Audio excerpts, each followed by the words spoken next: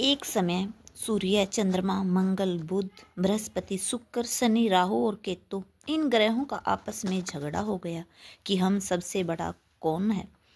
सब अपने आप को बड़ा कहते थे। जब आपस में कोई निश्चय न हो सका तो सब के सब आपस में झगड़ते हुए इंद्र के पास गए और कहने लगे कि आप सब देवताओं के राजा हो, इसलिए आप हमारा न्याय करके बतलाओ कि हम नवों ग्रहों में सबसे बड़ा कौन है। राजा इंद्र इनका प्रश्न सुनकर घबरा गए और कहने लगे कि मुझमें यह सामर्थ्य नहीं है जो किसी को बड़ा या छोटा बतलाऊं। मैं अपने मुख से कुछ नहीं कह सकता हूँ। हाँ, एक उपाय हो सकता है। इस समय पृथ्वी पर राजा विक्रमादित्य दूसरों के दुखों का निवारण करने वाला है, इसलिए तुम सब मिलकर उन्हीं के पास जाओ, वही तुम्हारे दुखों का निवारण करेंगे। ऐसा वचन सुनकर सभी ग्रह देवता चलकर भूलोक के राजा विक्रमादित्य की सभा में जाकर उपस्थित हुए और अपना प्रश्न राजा के सामने रखा। राजा उनकी बात सुनकर बड़ी चिंता में पड़ गए कि मैं अपने मुख से किसको बड़ा और किसको छोटा बतलाऊं। जिसको छोटा बतलाऊंगा वही क्रोध करेगा, परंतु उनका झगड़ा निपटाने के लिए एक उपाय सोचा कि सोना, चांदी, कांसा, पित्तल, सीसा, रांगा, जस्ता, अभ्रक और लोहा 9 धातुओं के 9 आसन बनवाए। अब आसनों को क्रम से जैसे सोना सबसे पहले और लोहा सबसे पीछे बिछाए गए। इसके पश्चात राजा ने सब ग्रहों से कहा कि आप सब अपने अपने सिंहासनों पर बैठिए। जिसका आसन सबसे आगे है वह सबसे बड़ा और जिसका आसन सबसे पीछे है वह सबसे छोटा जानिए। क्योंकि लोहा सबसे पीछे था और वह शनिदेव का आसन था, इसलिए शनिदेव ने समझ लिया कि राजा ने मुझको सबसे छोटा बना दिया। इस पर शनिदेव को बड़ा क्रोध आया और कहा कि राजा, तू मेरे पराक्रम को नहीं जानता। सूर्य 1 राशि पर 1 महीना, चंद्रमा 2.25 महीना 2 दिन, मंगल 1.5 महीना, बृहस्पति 13 महीने, बुध और शुक्र 1 महीने, परंतु मैं 1 राशि पर 2.5 अथवा 7.5 साल तक रहता हूँ। बड़े बड़े देवताओं को भी मैंने भीषण दुख दिया है।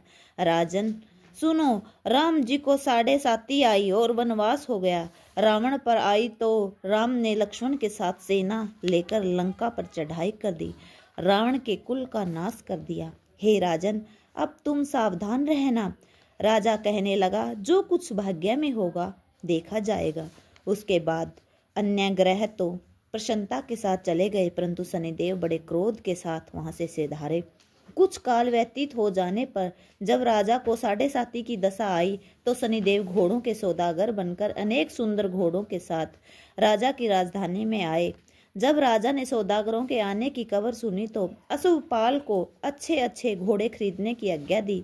अश्वपाल ऐसी अच्छी नस्ल के घोड़े देखकर और उनका मूल्य सुनकर चकित हो गया और तुरंत ही राजा को खबर दी। राजा उन घोड़ों को देखकर एक अच्छा घोड़ा चुनकर सवारी के लिए चढ़ा। राजा घोड़े की पीठ पर चढ़ते ही घोड़ा जोर से भागा। घोड़ा बहुत दूर एक बड़े जंगल में जाकर राजा को छोड़कर अंतर्ध्यान हो गया। इसके बाद राजा अकेला जंगल में भटकता फिरता रहा। बहुत देर के पश्चात राजा ने भूख और प्यास से दुखी होकर भटकते भटकते एक ग्वाले को देखा। ग्वाले ने राजा को प्यास से व्याकुल देखकर पानी पिलाया। राजा की उंगली में एक अंगूठी थी, वह उसे निकालकर प्रसन्नता के साथ ग्वाले को दे दी और शहर की ओर चल दिया। राजा शहर में पहुंचकर एक सेठ की दुकान पर जाकर बैठ गया और अपने आप को उज्जैन का रहने वाला तथा अपना नाम विका बतलाया। सेठ ने उसको कुलीन मनुष्य समझकर जल आदि पिलाया। भाग्यवश उस दिन सेठ की दुकान पर बिक्री बहुत अधिक हुई। तब सेठ उसको भाग्यवान पुरुष समझकर भोजन कराने के लिए अपने साथ ले गया। भोजन करते समय राजा ने आश्चर्य की बात देखी कि खूंटी पर हार लटक रहा है और वह खूंटी उस हार को निगल रही है। भोजन के पश्चात कमरे में आने पर जब सेठ को कमरे में हार न मिला तो सबने यही निश्चय किया कि सिवाय विका के और कोई इस कमरे में नहीं आया, अतः अवश्य ही उसी ने हार चोरी किया है। परंतु विका ने हार लेने से मना कर दिया।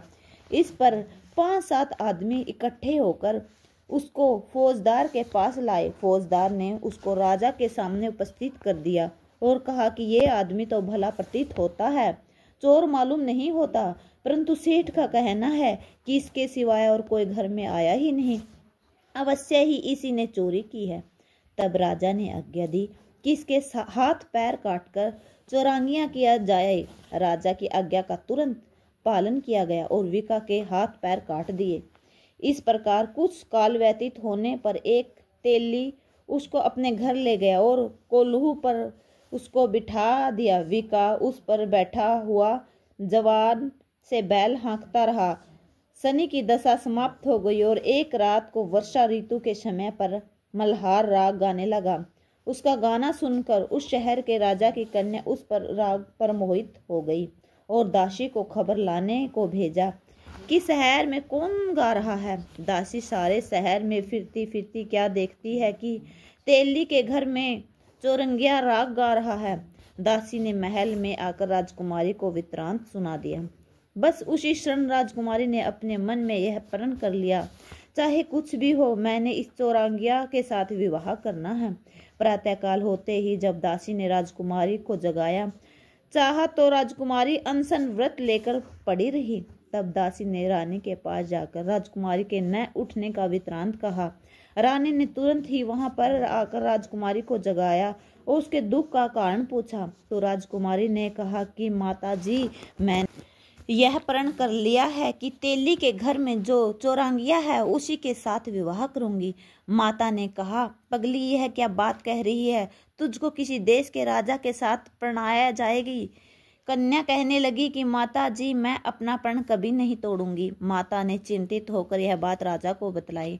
तब महाराजा ने भी आकर यह समझाया कि मैं अभी देश देशांतर में अपने दूत भेजकर सौभाग्य रूपवान एवं बड़े से बड़े गुणी राजकुमार के साथ तुम्हारा विवाह करूंगा। ऐसी बात तुमको कभी नहीं विचारनी चाहिए। कन्या ने कहा, पिताजी, मैं अपने प्राण त्याग दूंगी परंतु दूसरे से विवाह नहीं करूंगी। इतना सुनकर राजा ने क्रोध से कहा, यदि तेरे भाग्य में ऐसा ही लिखा है तो जैसी तेरी इच्छा हो वैसा ही कर। राजा ने तेली को बुलाकर कहा कि तेरे घर में जो चौरंगिया है उसके साथ मैं अपनी कन्या का विवाह करना चाहता हूँ। तेली ने कहा कि यह कैसे हो सकता है, कहाँ आप हमारे राजा और कहाँ मैं एक नीच तेली। परंतु राजा ने कहा कि भाग्य के लिखे को कोई नहीं टाल सकता, अपने घर जाकर विवाह की तैयारियां करो। राजा ने उसी समय तोरण और वंदनवार लगाकर अपनी राजकुमारी का विवाह चौरंगिया विक्रमादित्य के साथ कर दिया। रात्रि को जब विक्रमादित्य और राजकुमारी महल में सोए तो आधी रात के समय शनिदेव ने विक्रमादित्य को स्वप्न दिया और राजा से कहा, राजा कहो मुझको छोटा बतलाकर तुमने कितना दुख उठाया। राजा ने क्षमा मांगी। शनिदेव ने प्रसन्न होकर विक्रमादित्य को हाथ पैर दिए। तब राजा ने कहा, महाराज, मेरी प्रार्थना स्वीकार करे कि जैसा दुख आपने मुझे दिया है ऐसा और किसी को न दे। शनिदेव ने कहा कि तुम्हारी यह प्रार्थना स्वीकार है। जो मनुष्य मेरी कथा सुनेगा या कहेगा उसको मेरी दशा में कभी किसी प्रकार का दुख नहीं होगा और जो नित्य ही मेरा ध्यान करेगा या चींटियों को आटा डालेगा उसके सब मनोरथ पूर्ण होंगे। इतना कहकर शनिदेव अपने धाम को चले। प्रातःकाल राजकुमारी ने उसकी सखियों से पूछा तो उसने अपने पति का समस्त वृत्तांत कह सुनाया। तब सब ने प्रसन्नता प्रकट की और कहा कि ईश्वर ने आपकी मनोकामना पूर्ण कर दी।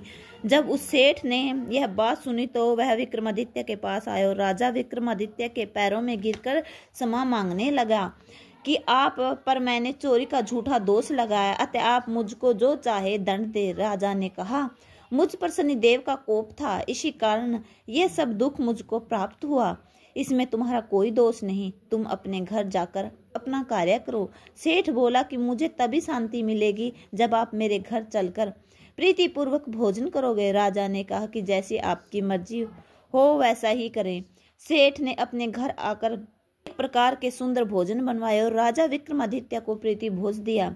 जिस समय राजा भोजन कर रहे थे एक अत्यंत आश्चर्य की बात सबको दिखाई दी। जो खूंटी पहले हार निगल गई थी वह अब हार उगल रही है। अब भोजन समाप्त हो गया तो सेठ ने हाथ जोड़कर बहुत सी मोहरें राजा को भेंट की और कहा कि मेरी सिंकवरी नामक एक कन्या है, उसका प्राणी ग्रहण आप करें। इसके बाद सेठ ने अपनी कन्या का विवाह राजा के साथ कर दिया और बहुत सा दान दहेज आदि दिया। इस प्रकार कुछ दिनों तक वहां निवास करने के पश्चात विक्रमादित्य ने शहर के राजा से कहा कि अब मेरी उज्जैन जाने की इच्छा है।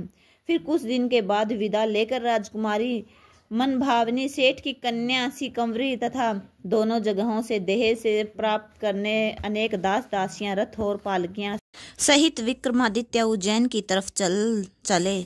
तब शहर के निकट पहुंचे और पूर्ववासियों ने राजा के आने का संवाद सुना तो समस्त उज्जैन की प्रजा अगवानी के लिए आई।